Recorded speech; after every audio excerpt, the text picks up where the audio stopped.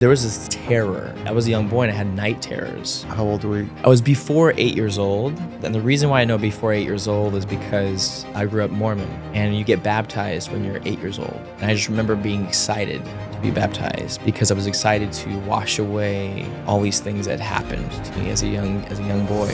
What if I told you one of the best choreographers and dancers in the world learned mastery through stillness? Welcome back, or welcome to the Finding Mastery podcast, where we dive into the minds of the world's greatest thinkers and doers. I am your host, Dr. Michael Gervais, by trade and training a high-performance psychologist. Now, the idea behind these conversations is quite simple: to sit with the extraordinaries and learn, to really learn how they work from the inside out. Now, today's conversation is with Derek Hough, under 21's Latin world champion, 4-time Emmy Award winner, 6-time Dancing with the Stars champion, and one of the most respected dancers and choreographers on the planet.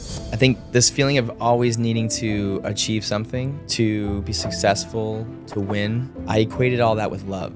It was like, in order for me to feel love or to feel worthy of love, I had to succeed.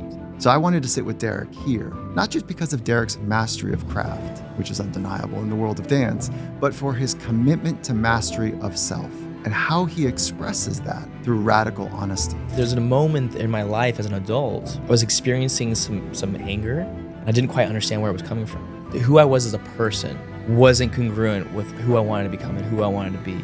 Trauma, ambition, identity, healing, love, it's all in there. And we explore the moment when life forced him to stop dancing and what he found in the stillness. Going from 1,000 miles an hour, being on tour, performing in front of thousands of people with my beautiful wife. We'd just been married for 3 months. Then at the hospital, the doctor talking to me, just basically saying that, she might not survive. You're going from like the lowest of lows to then like the smallest things being the highest highs. No award, no competition, no achievement could compare to the moment when she said her own name. And I knew that it was her. I really hope you'll find meaning in this week's conversation with Derek Hough.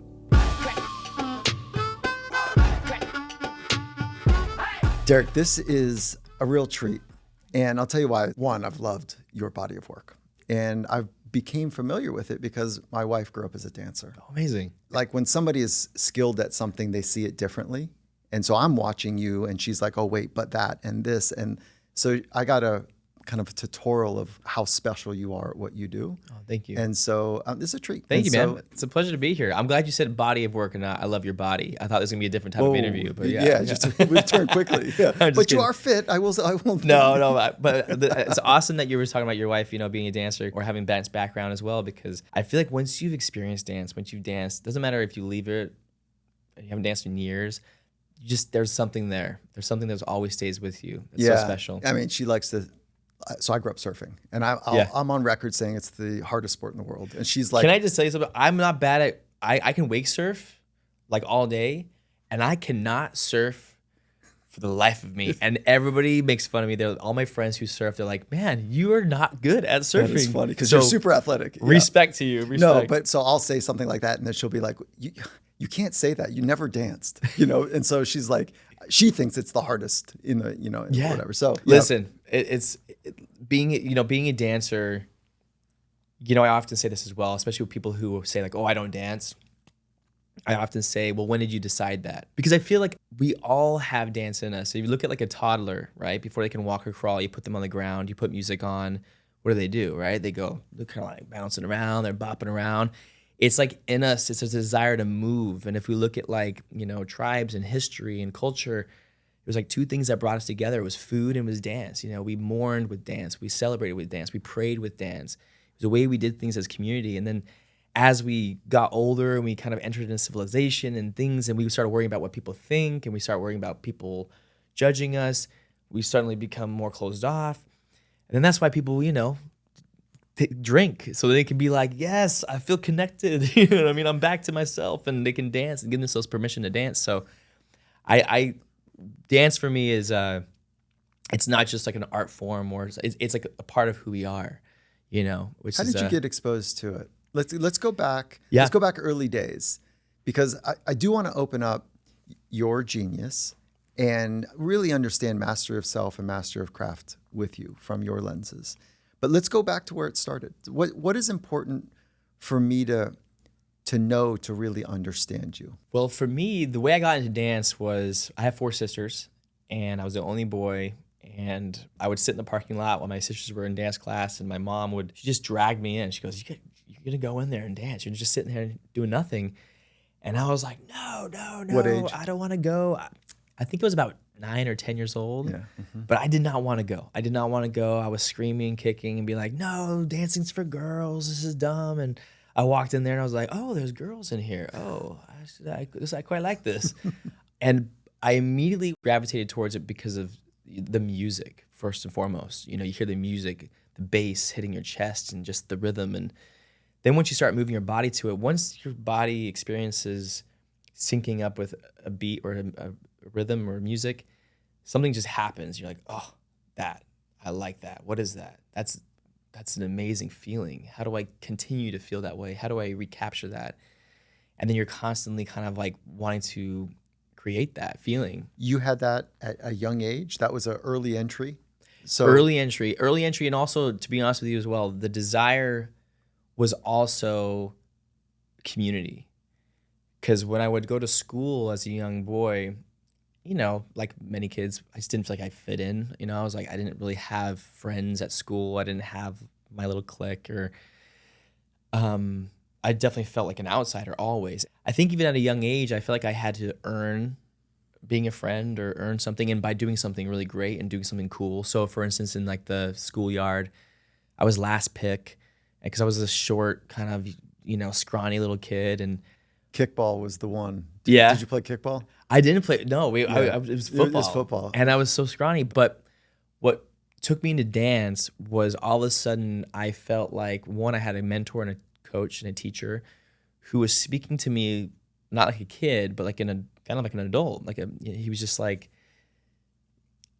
it was just the way he communicated. It was like, oh, I feel like I'm a part of something. And then of course the other dancers and the music, it just felt like I was I belonged there. It was a belonging that was really wonderful. And you didn't have that experience on the schoolyard and other places. There was an awkwardness. And to back your point up is that I think it's the job of adolescence is to be as awkward as often as you can without numbing it, so that you learn how to be awkward. Yeah. So that when you get out of the awkward phase, you're okay with those awkward moments. Yeah. But if you drink over it or drug over it or numb it in any other way, then you don't get enough reps. You don't get enough time under tension with being awkward.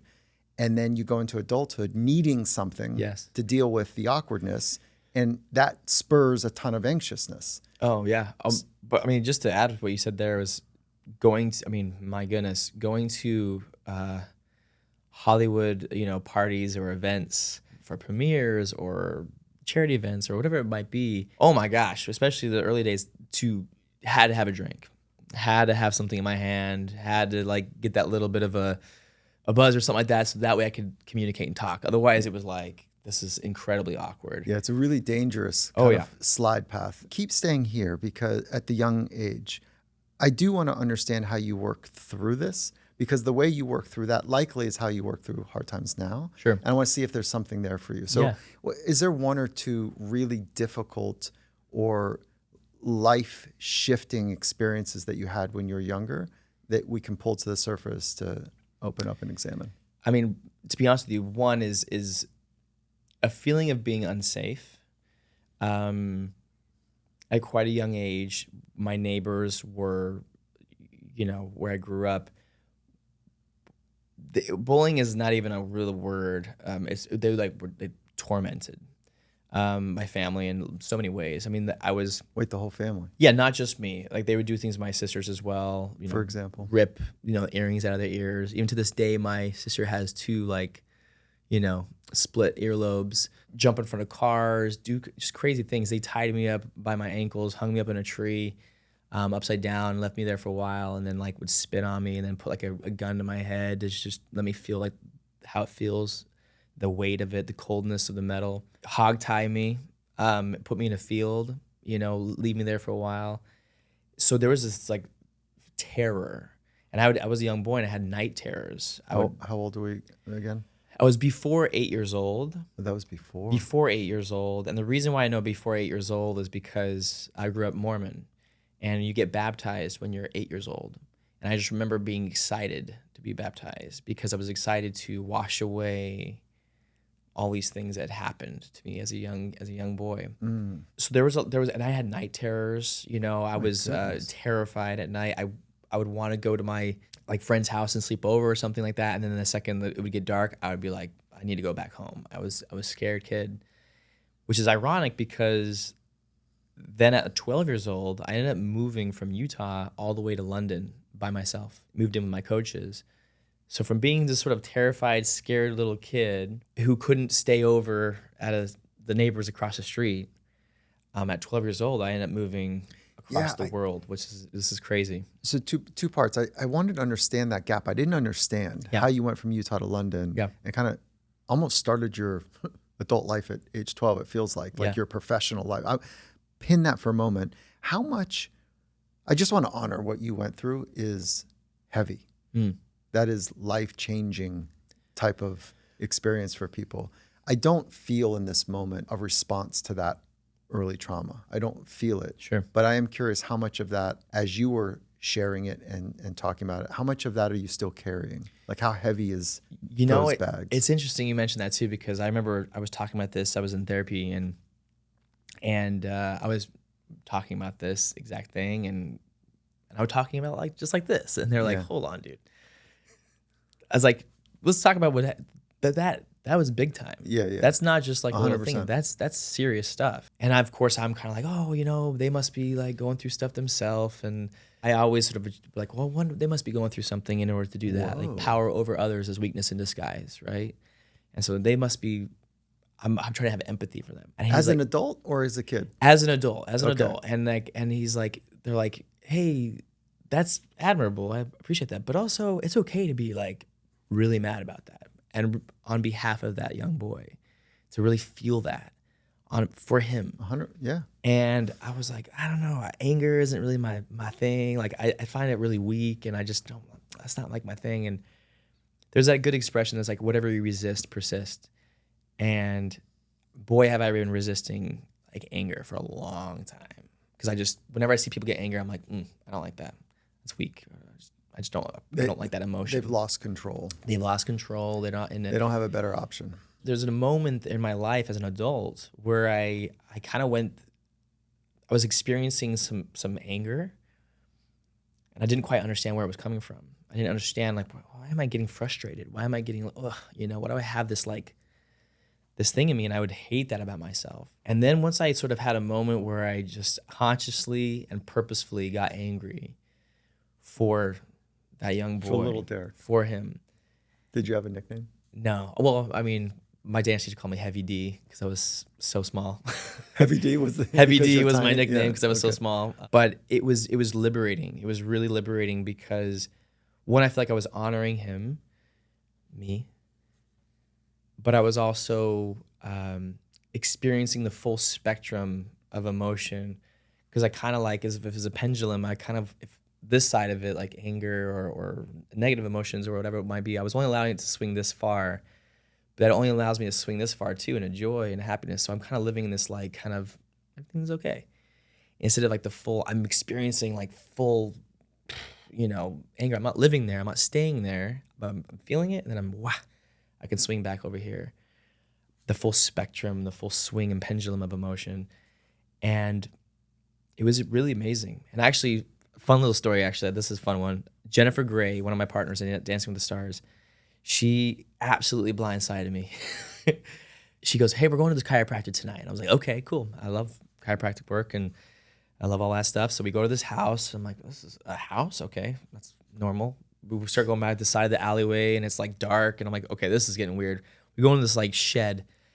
And this guy in there is an Australian guy with this white beard. He's like, good day, Dad. How you doing? Sit down. And I was like, okay. And then she goes, all right, I'm gonna leave you guys to it. And I'm like, what? Leaves me there with this guy. We start talking, and I kind of start sharing certain things, like I'm sharing with you now. And then he just kind of looked at me and he's like, you can go pick him up now. It's like, you can go pick him up. It's time. You've done a really great job. You moved away. You needed to go achieve. You needed to go do what you needed to do. But you're there. You've done it. He's ready for you. He's waiting for you. And even now, I get like well up thinking about it. And I just the idea of going back and actually like picking him up, back up, and be like, hey, let's go. You know, I got you, bud. Everything's okay now. You know, it was a really powerful moment, and I'm thankful for that. You know, and it's hard because I moved, 12 years old. They're like, how did you move to England? Finding Mastery is brought to you by Mac Weldon. If you've been a community member here at Finding Mastery for a while, you know our position on confidence. It's built from the inside out. It's not about flash. It's about really knowing who you are and showing up with clarity and conviction, a sense of purpose with substance. And that's why I'm so excited about what Mac Weldon is doing. They make clothes for men who live that same philosophy. It's understated. It's sharp. It's grounded in quality pieces that do not scream for attention. More like they quietly say, I've got this. Right now, I'm wearing their Latitude bomber. It's clean, it's simple, travels really well.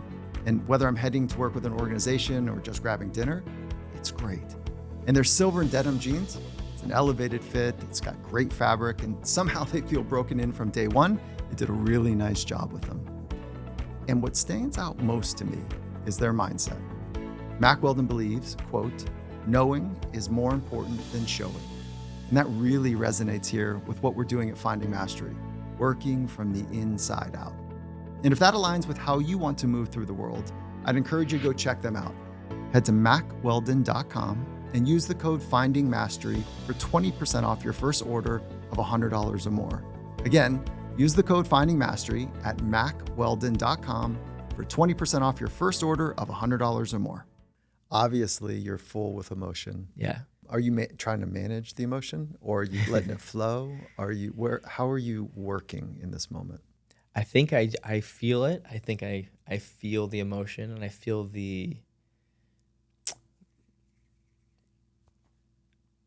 connection with that younger self in a way that, but of course I feel myself like feeling it, and then I go, oh, and I don't turn it off, but I change the focus a little bit into like right now in this moment. Yeah. When I think about myself and it's just me, I don't feel the emotion. When I actually separate it, that's right, and I think of it as like this younger boy, how scared he was, like this guy, that's where I feel the emotion. I really feel connected. Mm-hmm. More so than if I'm talking about myself. Oh yeah, I went through this when I was a young kid and this is what happened to me. But when I go, this young boy, then I really feel it. And I feel like a sense of like wanting to comfort and to protect and to love. Those are three different words: comfort, protect, and love. And is it all of those, or is it one more than the other? Because you didn't say, I feel like I need to defend. You said protect. Interesting difference. You didn't say, I need to go, let me be provocative, I need to go anyone that like even thinks about, doing that kind of stuff to kids. Like you're purposely, you've got that guardian thing. But so is it more love, the young Derek? Is it more protect? Is it more care? I think comfort. Comfort is the word. I think comfort, because protect feels like I can do something, and that I can't. Essentially, there's nothing I can do because it happened. Things happened. But to comfort and to reassure, because I'm here in the future, and I'm like, it's gonna be okay. Is that what you say? Yeah, I think as simple as that. Honestly, yeah. So, one, thank you for not what you shared, but how you shared it. I'm really excited to understand how this shows up in your adult love life, okay? And how this shows up in your relationship with yourself, and how this shows up in how you create, right? So those are kind of the three really important pillars probably in your life: your relationship with yourself, your relationship with your craft, sure, how you do what you do, and your relationship in your love life with your wife and others. So if there was a springboard here, which one do you see, the way that you've had this early care and for this young part of you. How has it showed up? Which one is more interesting? Love life, relationship with yourself as an adult, or how you create? Well, I think honestly, the relationship with myself affects everything else. It affects the relationship with my wife or my family or my loved ones or just people, friends, and it also affects my career. Because there's definitely, when I look back and like at a time, it's interesting, on Dancing with the Stars, people would kind of look at me like, oh, he's like, the golden boy of, just, out there doing his thing. But there was definitely a few seasons on there for sure, more than I can count, honestly, that it was really, really hard. Really hard. And not hard because, life was hard as far as like, I was like, life was good, but I wasn't really liking who I was. I wasn't liking the person I was. I wasn't congruent with the person that I believed I could be. I was really underperforming as a person. And a lot of that was I hadn't addressed a lot of things. There you go. Like if you don't get to the relationship with the traumas and the things that Sure. like you're protecting or holding back, but you're not. I like to use like imagery and storytelling. And I think about, okay, so all of the science and theory of psychology is running underneath the surface. And I'm going to, for me, and then I'm going to just tell you how I think about it, which is like, I got to know my dragon. Yeah. This dragon inside of me, I need to know it. And if I don't, and I lock it away, it just decays. And I think that's what many of us do. We've got this part of us that feels uncontrollably volatile and like wild, which is also amazing. Sure. And we say, no, we can't get near that. It's too much. Go down in this dungeon, this cave. I'm going to put a lock on it because there's too much there.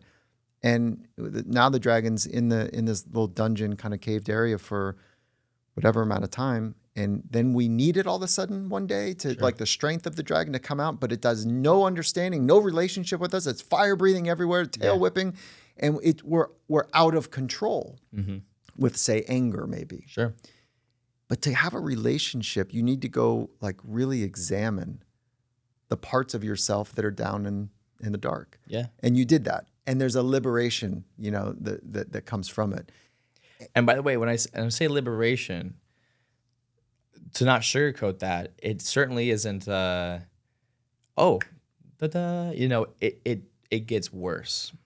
It gets worse when you experience all that stuff, right? When you allow it to come to the surface, when you allow it to feel it fully, Right. Yep. when you allow all these things to come out, because you've essentially been like, you've been closing it down. Compartmentalizing, keeping it in a box. Yeah, it's good. And things are coming out sideways. And oh man, it sucks. Oh boy, does it suck It's so like hard. It's like a dry rag in a dusty attic. Oh, It just kicks it all up. yep. Oh, it's just everywhere. And you're like, oh my gosh, what is happening? But then when you move through it, when you really actually like, it sounds so cliche now these days, but when you do the work, it's incredible. It really is. And the best part about that as well is that when you're able to work, going back to what you said about the self part, when you're actually to like work on yourself and really understand and get curious about it, then that's where it becomes fun, because then you're able to like, with you, then you're like, oh, let me help somebody else. Let me hear your story. Let me see if I can help relate to that in some way. And then, so in career-wise, especially for what I do in dancing, where it's like, you're working with people, especially on Dancing with the Stars, where it's terrifying. Like, oh my God, you're putting them on a stage in front of millions of people doing something they're not comfortable doing. They're most likely going to mess up or fail, or all these fears that they're afraid of. This is where like being a coach and being somebody that's there to give them that security and that to relate to them and to understand them is so important. What's the word you used? It's escaping. It's not care for younger Derek. What was the word you used? It was comfort. Yeah, so that's interesting, because that's probably, you needed it.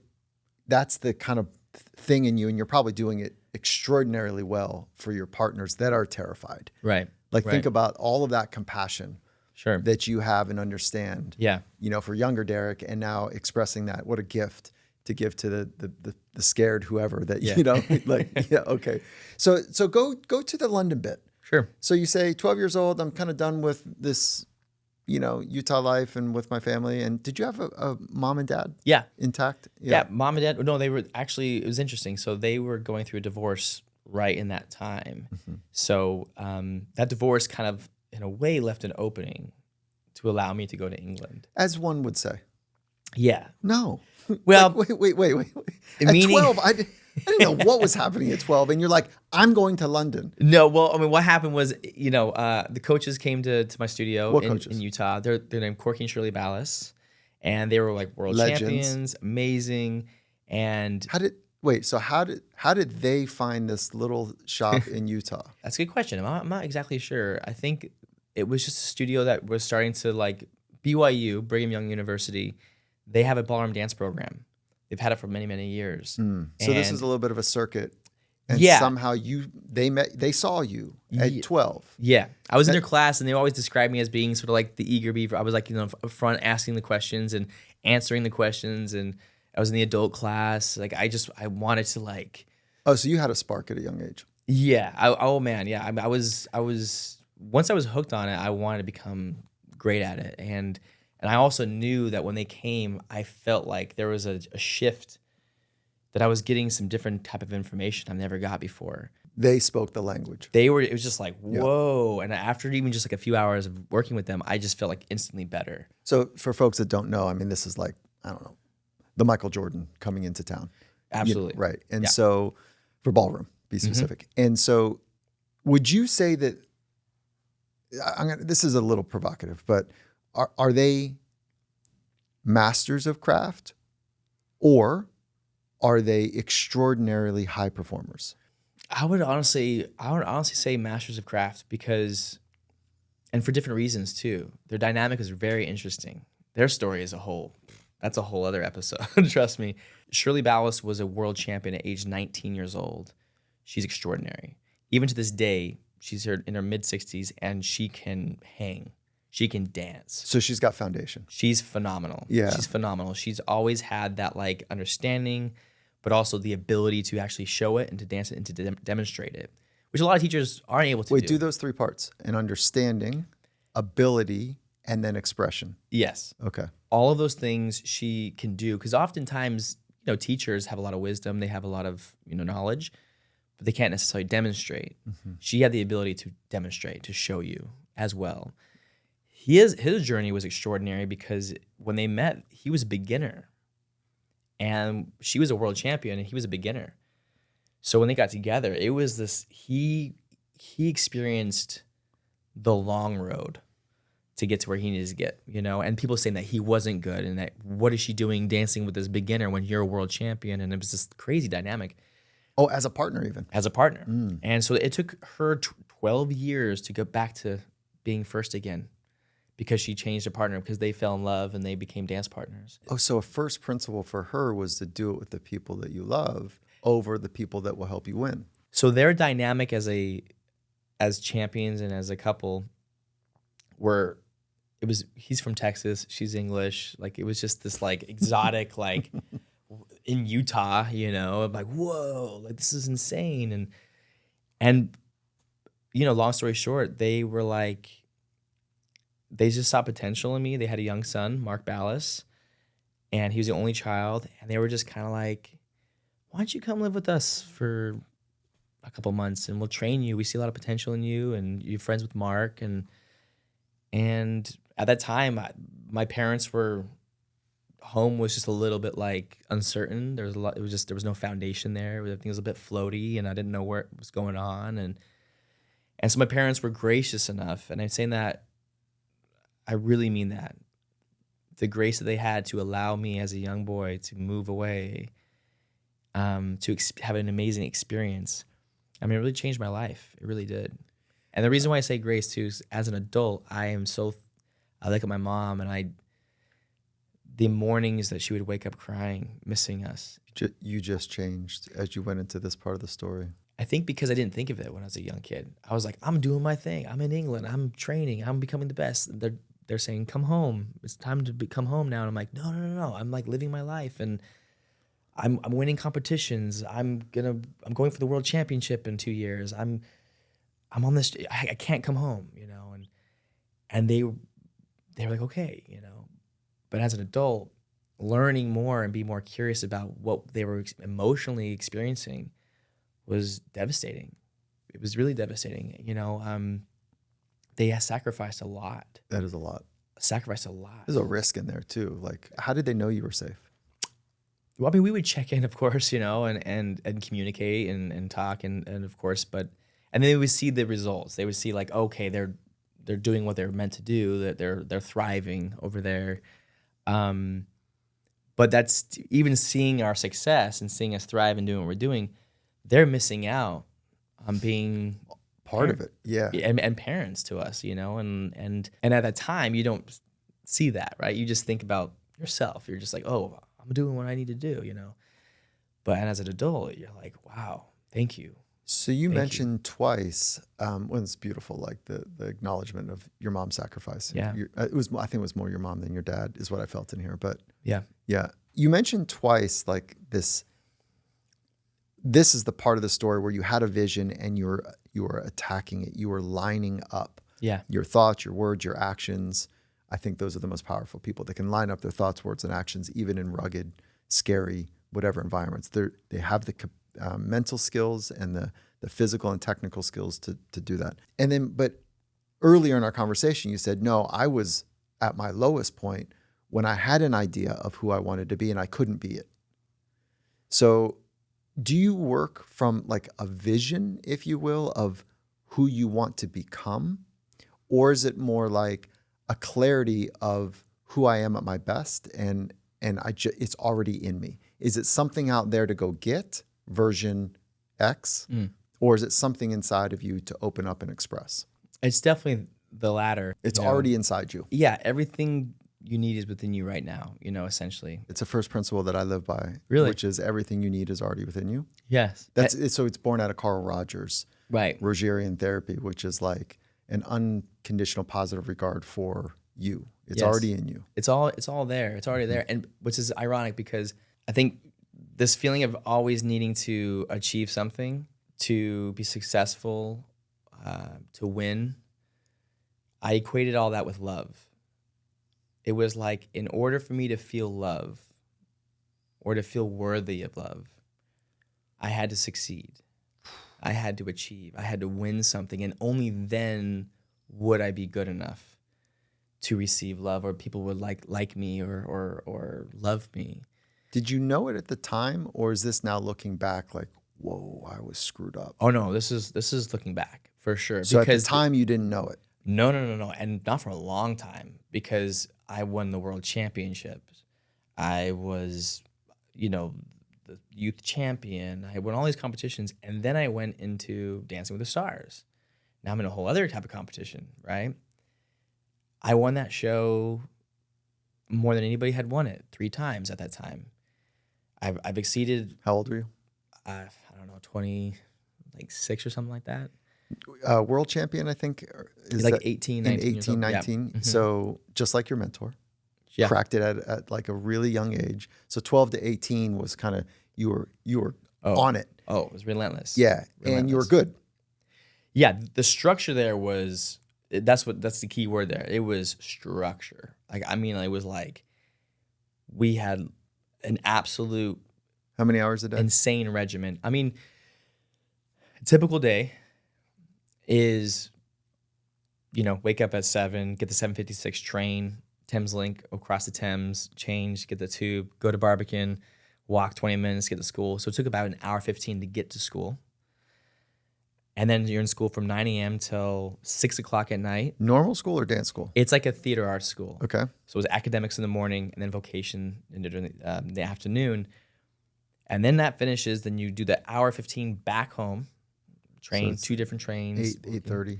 Get home, eat something really fast, and then go straight to dance and go train to be a Latin ballroom competitive dancer. 2 hours, 2.5 hours? 2.5 hours. Mm-hmm. So we go to like 11 o'clock at night. Then we do it all over again. And that's the weekdays.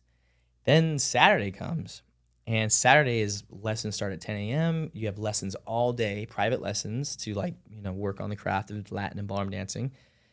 And then you practice at night until 11 o'clock at night. And then Sunday is a competition. And Sunday is, and then when I mean a competition, it's like it could be a local competition, it could be a national competition. But we're driving to Manchester, Liverpool, Bournemouth, Brighton. We're flying to France. We're going somewhere to compete. So that was like for years, that regiment. But that also assured success. Each week there was improvement. I felt there was an improvement every time we go to a competition. So yes, that was relentless. Finding Mastery is brought to you by Felix Gray. And one of the biggest challenges we face today is our sheer amount of screen time. It messes with our sleep, our clarity, even our mood. And that's why I've been using Felix Gray glasses. What I appreciate most about Felix Gray is that they're not just another wellness product. They're rooted in real science. Developed alongside leading researchers and ophthalmologists, they've demonstrated that these types of glasses, they boost melatonin. They help you fall asleep faster and hit just a little bit deeper in the stages of rest. And when I'm on the road, bouncing between time zones, slipping on my Felix Grays in the evening, it's this simple way to cue my body to wind down. And when I'm locked into deep work, they help me stay focused for longer without this digital fatigue that starts to creep in. Plus, I think they look great. If you're ready to feel the difference for yourself, Felix Gray is offering all Finding Mastery listeners 20% off. So just head to felixgray.com and use the code FindingMastery20 at checkout. Again, that's spelled Felix, FelixGray.com, and use the code FindingMastery20 at felixgray.com for 20% off. Can you describe how you approach like your mindset, your mental skills, your psychological framing? I'm giving you lots of variants here on how you would approach packing your bag to go to the competition. Interestingly enough, I was not a great competitor. I was a great trainer. I loved training. I loved practice. I loved it. And then when it came to the competition, I hated it. I just fell apart. But as a young competitor, I was such a perfectionist that what would happen is when we're dancing, and dancing is such a feeling thing. It's such a feeling thing where like, if it doesn't feel good, if the connection isn't right, if I don't land on my foot the right way, if there's not a full extension or something happens, and you have a partner there too, right? So now you're not just relying on yourself. It's like this mutual experience. For me, if it didn't feel good, it just nails on a chalkboard, just like the most excruciating feeling that would overcome me, and I couldn't like get myself out of it. And so in a practice, would it be frustration, or would it be negative self-talk, or is it like an It anxiousness? would be all the things. It would be frustration. Super busy up in your head. Just crazy. No connection to your body. Just crazy. And how do you help people now deal with that? I mean, it's that, it's the fear that we all have, right? We all have that fear of not being good enough. And that was just heightened in a situation where you're being judged, right? Because you think like, oh, I'm not good enough, and they're not going to like me. Uniquely for you, because earlier you described that your entire kind of identity, your worth to be loved even, was now at stake. Yes. So when you walked on and they called your number and you did your thing to the middle of the floor and the lights were da-da-da and eyes were on you, it wasn't just like, is he a good dancer? Look at the lines. It was like you don't understand, my entire identity is at risk. And if it's not perfect, if I'm not in the pocket, then whoom, and I'm brutal to myself, I'm disconnected, and I can't have that. So I better work my ass off in the gym and be like better than I was yesterday or anyone ever did it. The fear of going out there and not being good was like far outweighed the joy of winning. Would you? Yeah. You know what I mean? Would you? Look, you're world best. You won this show 3 in a row. You have this big body of work of working with world's best as well. I can keep going on and on about like your body of work. Would you change the torment that you had? I guess we could go twice. But I'm thinking about this internal torment to get better. Would you? Is there a better way? Or is that the way? No. There's definitely a better way for sure. I think I wouldn't wish that upon anybody, I suppose. And again, I'm not sitting here, playing the violin saying like, oh, woe was me. It was so difficult, because I think that, again, it was part of my journey, and I'm thankful for it. And I'm thankful for there's things about that I wouldn't change, because it gave me a drive. It gave me this like ambition. It gave me this, But that's the question. Like let's say you're coaching a young kid. yeah, Are you coaching through inspiration or desperation? Because you Right. had the desperation. sure. Yeah. Right. And yeah. this is what's happening in the field right now Mm-hmm. of, let's call it high performance or mastery, is think about old school, which is what you're capturing. Sure. High performance begins where wellness ends. Mm-hmm. We swallowed that pill. All Right. of us did at Yeah. some point. And we don't have to swallow that anymore. We know that wellness and high performance, this commitment to being your very best, this masterful way of going through life is possible, Yes. but not without agitation, Sure. not without resistance is the word used. There's still, it's unsettling to get to your edge where the unlock happens, but it doesn't mean that you've got to yourself. And it doesn't mean that you've got to be terrible to yourself Yeah. and rude to others and, sacrifice everything for the one thing that might not ever actually happen. And that was really the realization for me was, I remember being in my apartment and I was looking up and I think I had won like an Emmy, and at that time there was 3 Bill Royal trophies, and thinking about all these. How many Emmys now? 4. I mean, congrats. Thank you. But I remember like looking at this hardware, and I remember being really in a bad place, just really in a dark spot. And I'm like, what in the heck is going on, man? Like, what? Come on, dude. You're living the dream. Like, you're top of the game. Like, what is going on here? Because my whole life, like I've talked about, it was like success equaled love. It was like, equal love. But all of a sudden here I am, and I don't feel love. I don't feel love for myself. And therefore I don't feel it from anybody else, honestly. And people would say, wow, you're great, and all these things. But what I realized in that moment was that the fulfillment aspect of it was gone. And it's about who I was as a person wasn't congruent with who I wanted to become and who I wanted to be. And once I started diving into that and really like waking up and being like, I like this person, not because of what I've achieved, not because of the awards, not because of this stuff, just because of me, just by myself, like in a field empty with nothing. Once I kind of started to be like, I like that person, then it was like, honestly, there was like this like rocket fuel essentially. And the opportunities, the things that happened from that. I think I won, 2 seasons after that, back to back. And then I, did this, but I wasn't doing it to win. I wasn't doing it had a different intention, I had a different reason, a different purpose for doing things. It wasn't about winning. It wasn't about proving myself. It wasn't about being the best. It wasn't about all this stuff. It was a different intention, different fuel, which was like, I like this person, and I'm going to do this for a different reason, for an enjoyment of it versus to try to prove something. And do you know your purpose? Are you clear about your life purpose? Yeah, I think so. I mean, let's be real. There's some days where I'm like, what am I doing? What am I What doing? is the purpose of this all? But I think for the most part, where I feel the most like aligned and I feel the most fulfilled is when I'm genuinely serving. And I mean that, like even just the other day, I flew out and I taught at a dance studio, and there's these little kids in there. And one of them came up and gave me a hug at the end of the class, and they looked up at me, and I no joke, I just like, again, I get emotional again because I think about that little boy, and I'm like, wow, I'm able to be in a position now where I'm able to now like help this person's dreams. I'm able to guide this person and to give this person an opportunity, and I'm so unbelievably thankful to be in that position where I'm able to help, where I'm able to serve. And even on tours, when I'm performing, man, I would get burnt out. I would get so tired. I would get exhausted. And, I'm doing Dance with the Stars at the same time as I'm doing the shows. But it would get exhausting because I was doing it for me.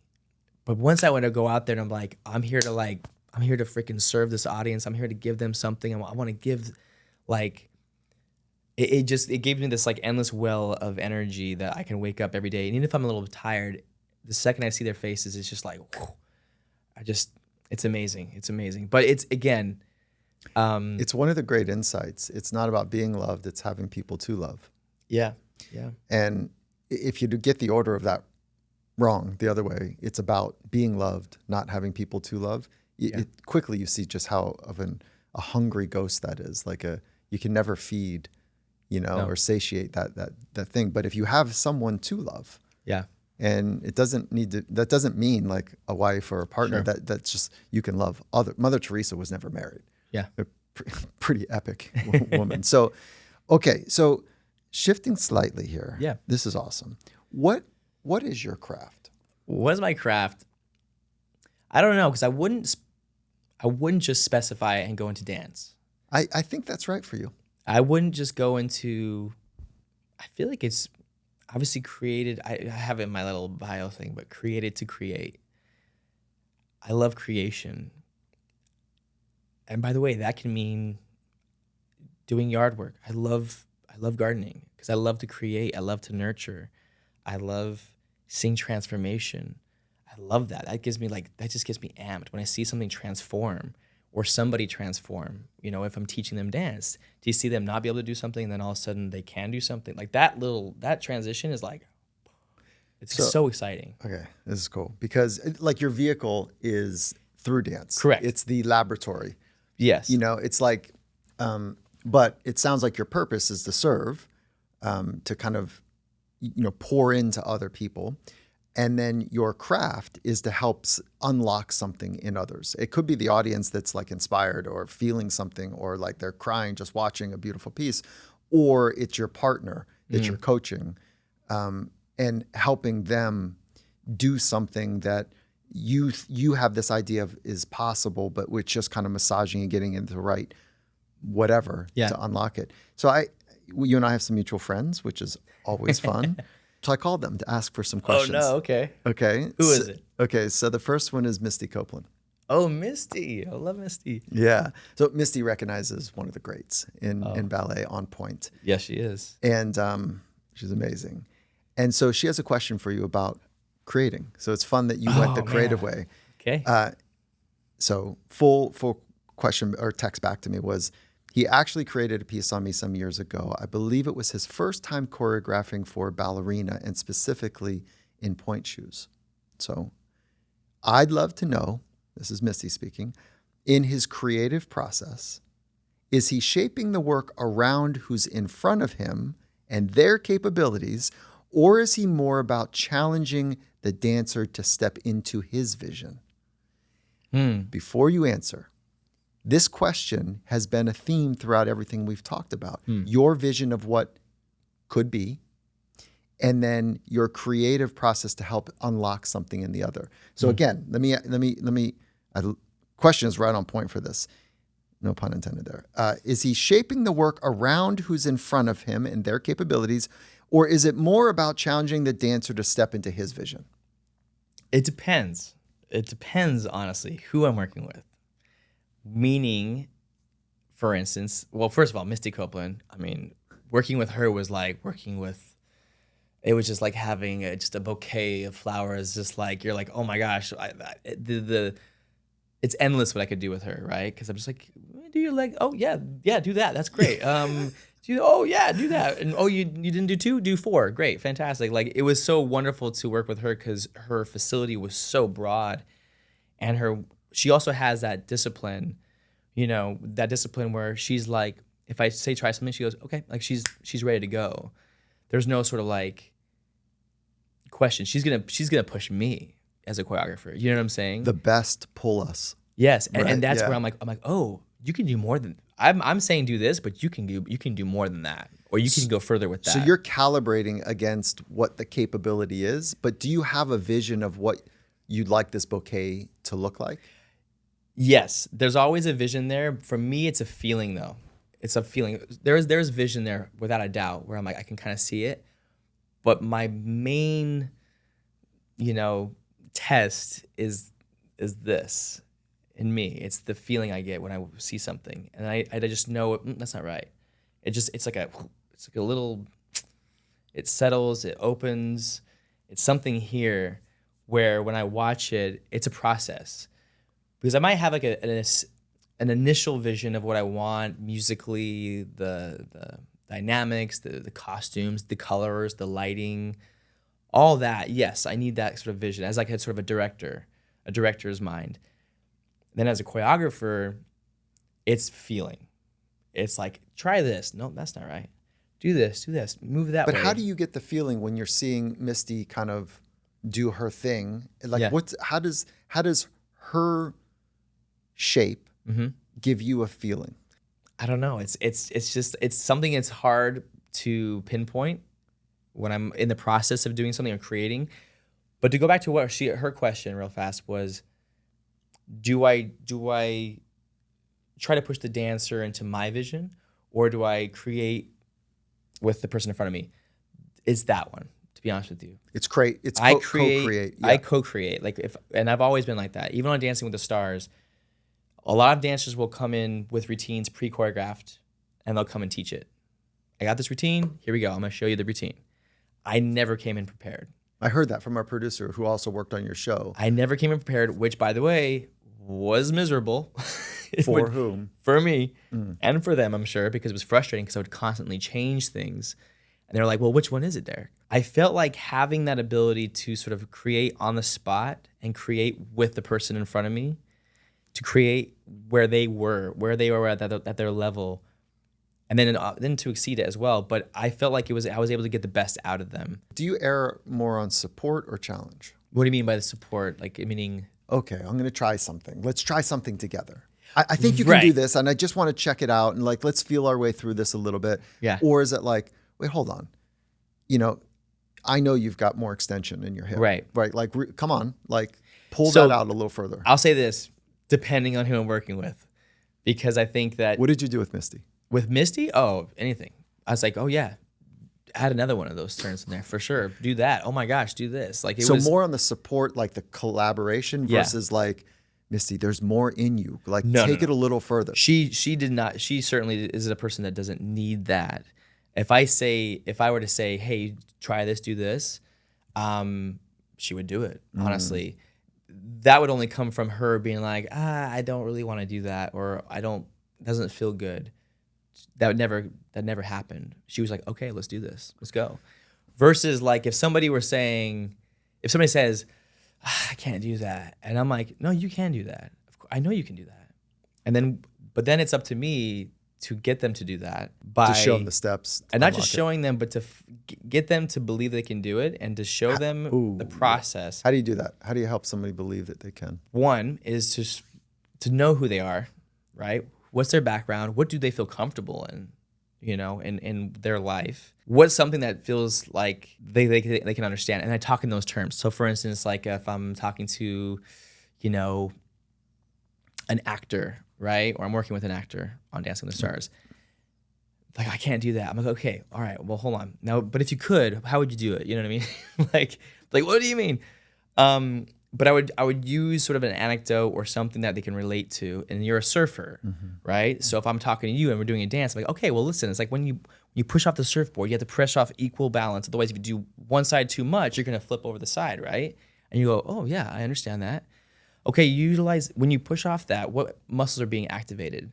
It's like my back, my lats, my chest. Okay, cool. So when we do this move, I need you to like activate those same muscle groups when you push off. All of a sudden you're like, oh, dance is crazy. But then you're like, oh, no. By the way, surfing is an incredible form of movement and balance and, adjusting and flowing and all these things. So utilizing... I feel seen, Derek. Yeah. But it is. I mean, it's super athletic and the core engagement and all these different things. Working with Amy Purdy, she was a Paralympian. She lost her legs at 19, below the knee, both of her legs. Both, double amputee. And working with her, I could communicate to her in snowboarding terms, and then dance. And then she would be like, "Oh, makes perfect sense." Yeah. So you're translating from who they are, what they know, into what you want to feel or see. Yeah, that's awesome. Because that's the thing. Dance is a word, but movement. We all move. We are all moving. You walking into this room, getting into your car, whatever it is, we are moving, and dancing is just a little organized movement. That's it. We get afraid by the word. And so my goal is to like not make you afraid of it, but to sort of embrace movement. How about somebody like Nicole Scherzinger? Nicole Scherzinger. Oh my goodness. By like Tony Award winner. Yeah. She's a force. Oh yeah. Yeah. And so how do you work with somebody who's already pretty, I mean, not Misty. There's probably, she's in a category alone, right? But somebody that really has a command, can move, can sing, comes from a place. I don't know her, but she feels very strong in the way she presents. How would you coach? Well, I think the first and foremost, I'll say this, trust is really important when you're a coach in that position. And when I joined the show, my first two partners did not want to be with me. They were like, who is this scrawny little boy who I came on the show to dance with these like strong, sexy guys. And here I am like this like 90-pound, like, hi guys, I'm going to teach you how to do a cha-cha. Like, oh, this sucks. Oh my God. Yeah. Dang it. But I actually appreciated knowing that because I knew like, okay, I have to earn this. I have to earn their respect. My world championship does not hang, you know. Oh, they don't care. Yeah, right. Yeah. They don't care. Right. So even with Nicole, who, again, I remember like looking at her on billboards when I was living in England, being like, oh my gosh, she's like this like goddess and incredible. And I go into a room and all of a sudden I have to teach her how to dance and teach her how to do something. Like she's the superstar. So it's important to be very, certain of myself as a coach and being like, okay, I know what I'm doing. I have knowledge. I have the tools, and I'm here to help her. So working with her, it's cool. So it's trust. Yes. Establishing trust and backing yourself. So self-confidence. Yes. Knowing how to speak to yourself about what your capabilities and strengths and unique assets that you're bringing to this collab. Yes. And the way that you're building trust is probably by bringing your best forward and being interested in their capabilities. And being interested and being strong. We had a lot of fun. We had a great dynamic. We were very like, we joked around a lot. We had this very similar sense of humor. But I was also very strong, you know what I mean, in the coaching style. Because it was sort of like, if I was kind of like, hey, maybe do this. It wasn't that. It was like, do this. I need you to do this. I need you to do that. You actually have that. In this conversation, you've got a tenderness. You've got an openness to explore. You're highly conscientious. You've got a vertical alignment that is presents with a low agreeableness. You're not going to agree just to agree. You might say, but then you're going to say something that is actually your point of view, right? Which is where your strength, how your strength is expressed. It's not where it comes from. It comes from the hard things that you've been through, the relationship with yourself that you've built to be able to open the aperture and be like, here I am. And that doesn't make sense to me, or that I see it this way. Sure. Yeah. So do others see you in the same way that I just expressed, or does that feel foreign to you? No. Well, first, thank you. I appreciate. I take that as a compliment. Thank you. It's very kind of you. Those are definitely assets. That's very kind. I'll say this: my journey, I'm just a very curious person. I've always been curious. Even when I was a young kid, my mom would put me in art lessons, karate lessons, swimming lessons, drum lessons, guitar, dance. I was always learning something, and so I think that curiosity has stayed with me. So even when I behave certain ways, when I'm in the dance studio and I've lost my patience and I'm not being kind, in my earlier seasons of Dancing with the Stars, I look at those and I kind of like wince a little bit, because there's moments where I'm like, wow, I was a scared little boy on this big stage trying to coach when I really had no business in that moment doing that. So you know what an imposter syndrome feels like? Oh my God. Yeah, me too. Oh my God. Welcome. I mean, like, if you're going to try to do something, you're going to get over your skis and be a little bit faster on the hill than you're capable of. Yeah. So thank you. Oh no, the amount of times I'm just like, oh my gosh, if they find out that I'm actually not this like. Yeah, I know how to dance, but I don't know how to coach. Yeah. People would call me a choreographer. I'm like, no, I'm not. I'm just I'm like. It took me years to be like, okay, I do have good instincts. Can you? Yeah, you're a great choreographer. I mean, can you count? Do you know the numbers 1, 2, 3, 4? Because you guys all start at 5, 6, 7, 8. Yeah. You guys do know 1, 2, 3, 4. We do. We know. We also know 1 E and a 2 E and a 3 E and a 4. And I've heard you don't count. I heard you do sounds. I do. Can I hear it? I don't know. It's like. It's Because sometimes I think when you make sounds, it helps identify the move, because it's like a za. So you know that the move is like a sustained movement, or if it's like a ga ga, then you know that's like it's an impact movement, right? Yeah, So that's cool. I'll actually do that when I'm coaching somebody. I'll say, I need you to sing this with me, zigga da da da, and so they would do it as they dance, zigga da da da. So and what happens is their body when they make those sounds, their body wants to do what they're doing in their mouth. So even on the dance floor, they're actually making those noises as well because it helps them, Oh, that's cool. Or if I'm Yeah, working that's with like cool. an Olympian, Yeah. like an Olympic athlete who has been taught, do not smile, no emotion, I'm here, and I'm trying to get them to perform, I would have them just make sounds and noises. I'd say, I want you to go, wow, and woo, and hey, let's go. I'd have them say that every time they would hit a move. And they're like, why are you doing that? It's like, nothing, we're just making sounds, but let's go. And I do it with them. I'm like, yeah, whoa, yeah. And then when you watch it on camera, they're going like, Yeah, and so you're getting them they to have smile this, and this open up. emotion, and they're Yeah, having yeah. fun, and it's like emoting something. That's clever. So you're just finding little tricks. Who are you thinking of? Sean Johnson. Okay, it's funny because I called Nastya Lukin. Oh, you called Okay, Nastya? Yeah, so this was the other person. Yep. So before we go to Nastya, and I've got a question from Nastya, but Yeah.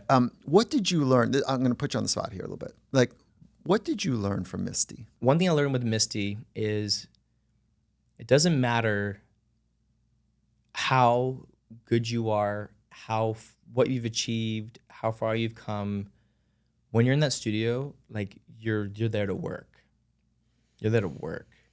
And she was a worker, and she was so gracious and respectful, and we're friends now. Like we know each other, like, hey, what's up? But at that time it's like I'm like, hello. Discipline. And by the way, Being switched on. This is also right before when we created this piece for her at the Lincoln Center. I feel like somebody told me about her. They're like, Misty Copeland, she's this ballerina. She's amazing. She's this and that. She's making history. And I'm like, I'd love to create for her. And then I feel like it was like 3 months later, all of a sudden it was Misty Copeland, like the Misty Copeland, all the campaigns and the billboards and the things. And it was really cool to be able to experience her before and also to experience her after all that, and how she's remained this incredible athlete, and just humble and gracious. And man, that is the respect. I think people, if they even understood a fraction of what it took or what it takes to get at her level as a ballerina, the hours, oh my gosh, you wouldn't go near it. What's that intensity? She's beyond. Super switched on. It's beyond. Yeah. It's incredible. And so she's amazing. I love her to death. She's amazing. That's very cool. I mean, I feel like I'd have this conversation for a long time with you. Is that you have, and I think it's relatively new, that some of the stuff that's gone on with you and your wife. And so when I learned about what your wife went through, I was like, oof. Can you go to like what that phase is like, and maybe just open up what she's gone through, and open that up, because nobody gets through this life without going through hard stuff. Yeah. You're either in the storm or heading to it. And there is a science around resilience and hardiness and dealing with difficult things. But I would love, from a firsthand experience, if you could celebrate and even share, what you guys have been through. Yeah. Well, I mean, going from 1,000 miles an hour, being on tour, performing in front of thousands of people with, my beautiful wife. We've just been married for 3 months. So we're in that like honeymoon phase. Just life is great, wonderful. And Dancing with the Stars, judging that, finished the finale, and finally back out on the road. And we're going to like Florida now, where the weather is nice, because we've been in the East Coast and during the winter time. And to suddenly then feeling like I lost my wife, because in a way I did. The night it all happened, she, was having seizures on the side of the stage and not making sense. And what happened, we actually hit heads. That's what caused the bleed. So then there was, of course, an overwhelming sense of guilt and shame, like I caused this. And even though we've hit heads many times before, like, things happen. Dancers, it always happens. Nothing was out of the ordinary. But it happened at the beginning of the show. An hour and a half later, towards the end, that's when the symptoms started to kick in. And she actually danced 3 dances, didn't skip a beat, and she doesn't remember it at all. She just remembers being on stage at this one point. But I was like, honey, you danced 3 full numbers, and then you didn't come on stage. But she has no recollection. It's insane. The hospital, the doctor talking to me, just basically saying that, she might not survive. Like, I'm like, oh, what? Like, and even if she does, it's so severe, the midline shift, the swelling has become so severe that this is brain damage. So she's not going to be the same person, even if she does survive. So could you process that? I was still in my rhinestone shirt, man. I was literally, we were just off the stage. It was crazy. They had to cut her out of her costume. You didn't know. I was on the floor in tears. I think at first I was kind of like, kept myself together. But once I had a moment, it was 2 a.m. It was late by that time. And so the hospital area was empty and I was just there by myself. So she was already at the hospital by that time. Yeah. I mean, when the doctor came out and talked to me, because they're about to go operate, they had to open up her skull. They removed 40% of her skull.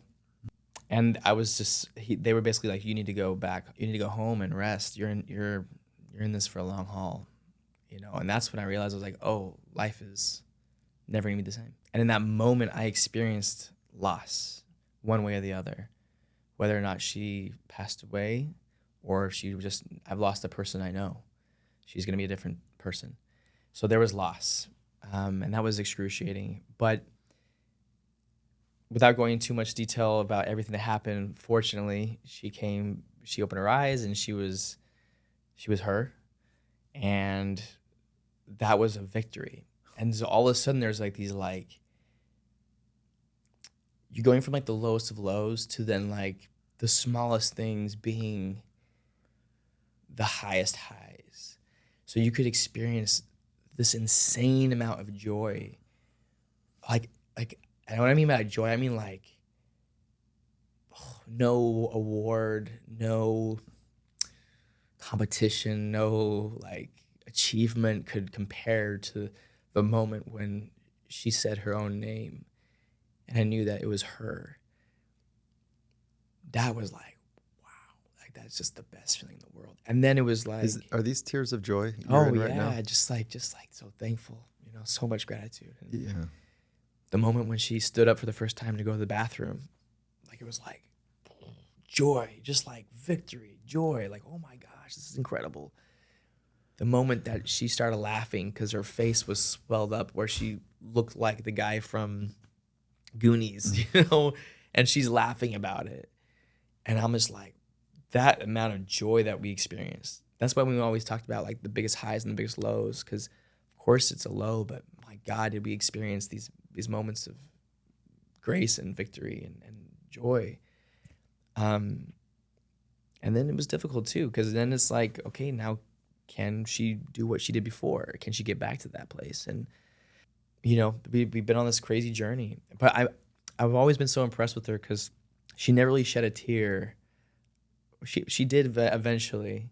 But that first couple of weeks, she never felt sorry for herself. She never was like, oh no, like, why did this happen to me? And I can't believe this. I mean, she's looking at herself in the mirror and she's missing half her skull. Like her whole head, the shape of her head is like, a Salvador Dali painting. Like it's like concaved and then her head shaved and it's not even her, but she was like, it is what it is. That's what she just kept saying that. She goes, it is what it is, what I'm going to do about it. Like, this is what happened and here I am. So for me, what I really learned from her in those moments, when I was so impressed, was her ability to surrender. She was just like, this is what it is.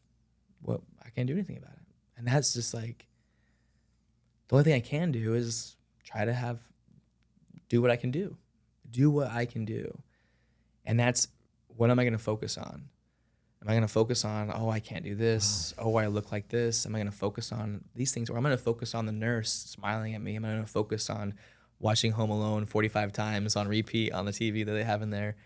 Am I going to focus on the fact that my husband's by my side and that there's so much more to be thankful for? And she didn't just like read the books and listen to things. She just was it. She just was living it.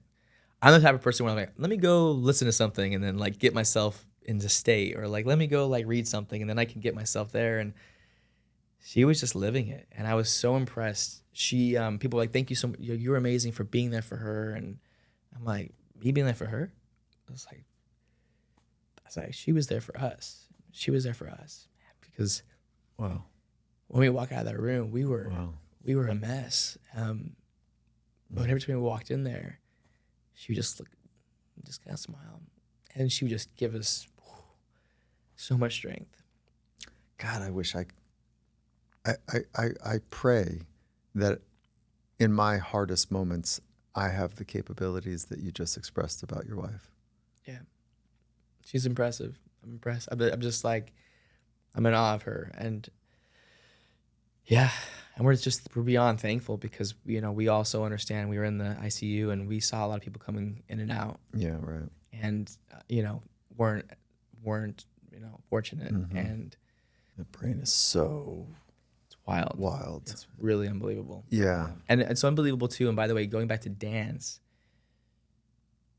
the doctors were like, dude, there's no way she's going to be dancing within a year. And Haley was like, I'm going to do it in a couple of weeks. And they're like, no.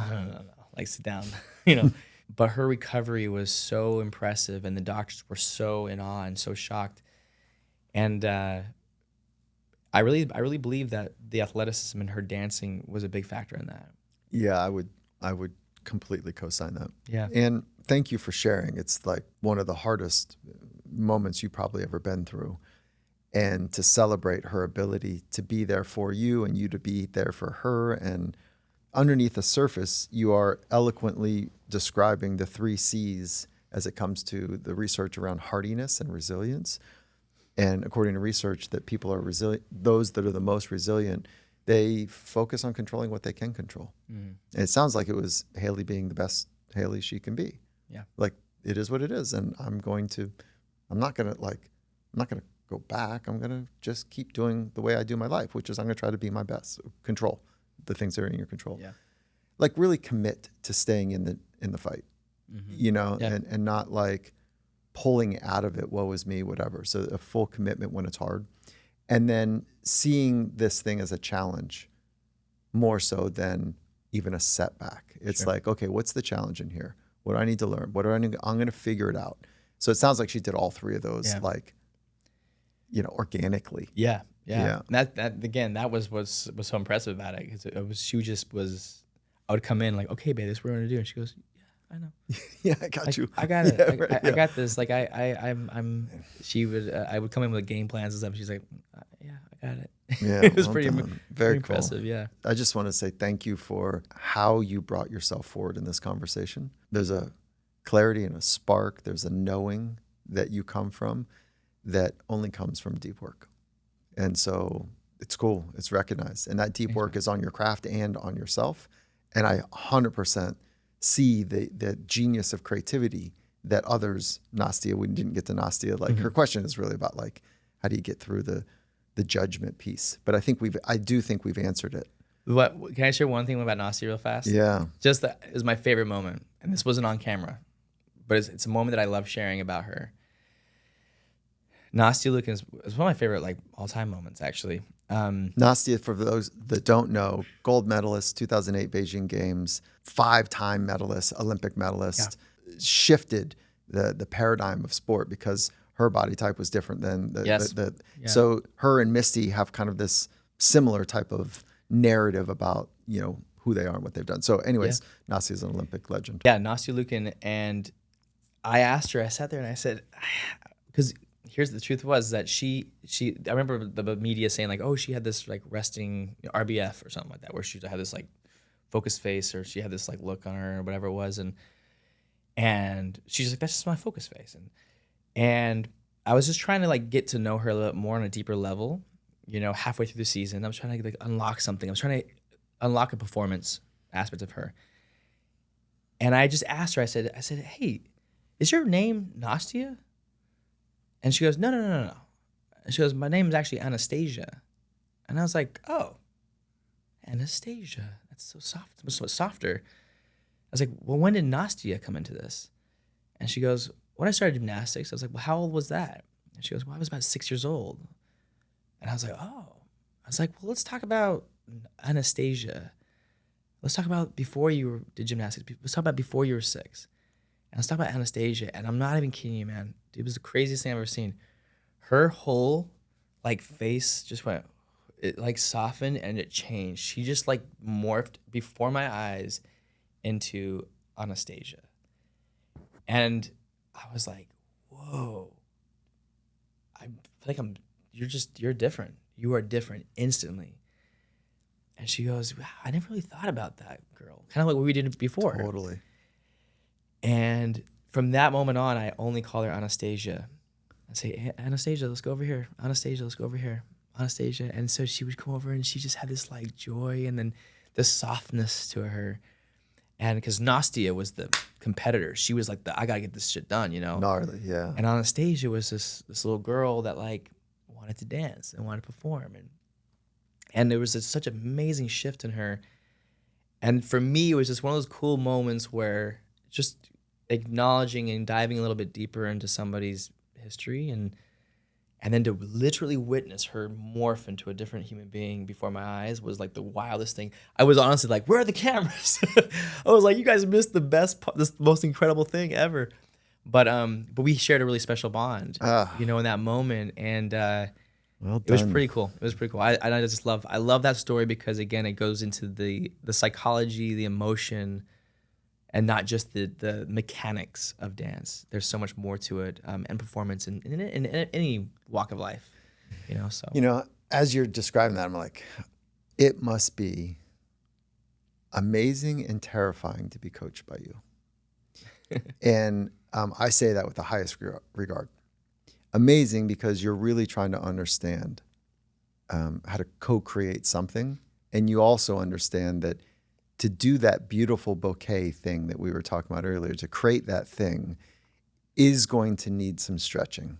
There's going to be something that is going to need to be beyond what feels safe.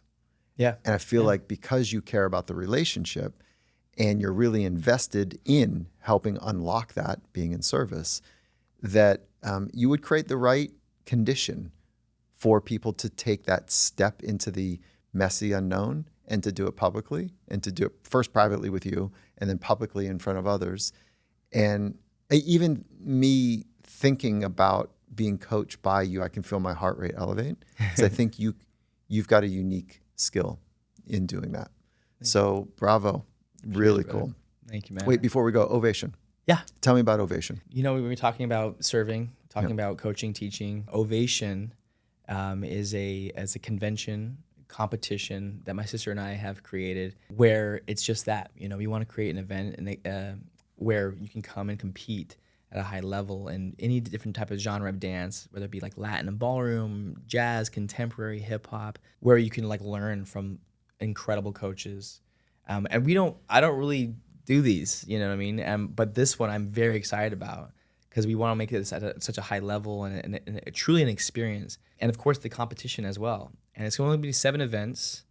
There's 7 of them across the countries from like Chicago, New York, LA, Dallas, Miami, Utah, California, Arizona. It's an incredible dance experience, So if you're a dancer, for studios, for us as well, it's about elevating dancers to give them opportunities to where they have more opportunities, but also are on the same level as athletes. So it's gonna be a 3-day weekend. Okay. The first day is actually gonna be a big show where it's like They could be open to the public. Anybody can come watch. It's gonna be like an amazing production show. So we can come and watch and just be entertained and be like, wow, you and your friends are dancing. Myself, beautiful choreography. amazing dancers, choreographers, music, lights, the whole thing, the whole shabam.